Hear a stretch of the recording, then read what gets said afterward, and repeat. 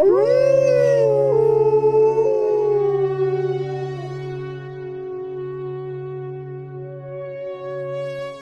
of the most exciting scientific findings of the past half-century has been the discovery of widespread trophic cascades.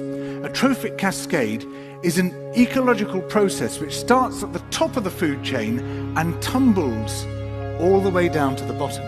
And the classic example is what happened in the Yellowstone National Park in the United States when wolves were reintroduced in 1995.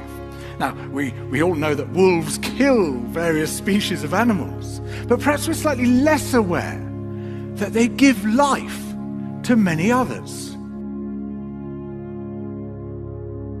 Before the wolves turned up, they'd been absent for 70 years, that the numbers of deer, because there was nothing to hunt them, had built up in the Yellowstone Park, and despite efforts by humans to control them, they'd managed to reduce much of the vegetation there to almost nothing. They'd just grazed it away. But as soon as the wolves arrived, even though they were few in number, they started to have the most remarkable effects. First, of course, they killed some of the deer, but that wasn't the major thing. Much more significantly, they radically changed the behavior of the deer. The deer started avoiding certain parts of the park, the places where they could be trapped most easily, particularly the valleys and the gorges. And immediately those places started to regenerate. In some areas, the height of the trees quintupled in just 6 years. Bare valley sides quickly became forests of aspen and willow and cottonwood. And as soon as that happened, the birds started moving in. The number of songbirds and migratory birds started to increase greatly. The number of beavers started to increase because beavers like to eat the trees. And beavers, like wolves, are ecosystem engineers. They create niches for other species. And the dams they built in the rivers provided habitats for otters and muskrats and ducks and fish and reptiles and amphibians.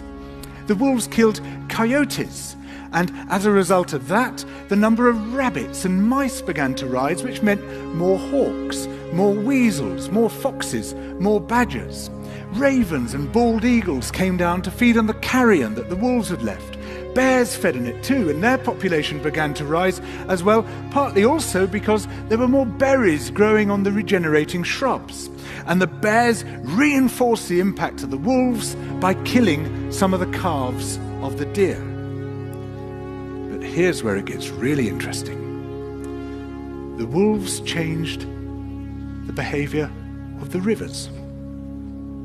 They began to meander less. There was less erosion. The channels narrowed, more pools formed, more riffle sections, all of which were great for wildlife habitats. The rivers changed in response to the wolves. And the reason was that the regenerating forests stabilized the banks so that they collapsed less often, so that the rivers became more fixed in their course. Similarly, by driving the deer out of some places and the vegetation recovering on the valley sides, there was less soil erosion because the vegetation stabilized that as well. So the wolves, small in number, transformed not just the ecosystem of the Yellowstone National Park, this huge area of land, but also its physical geography.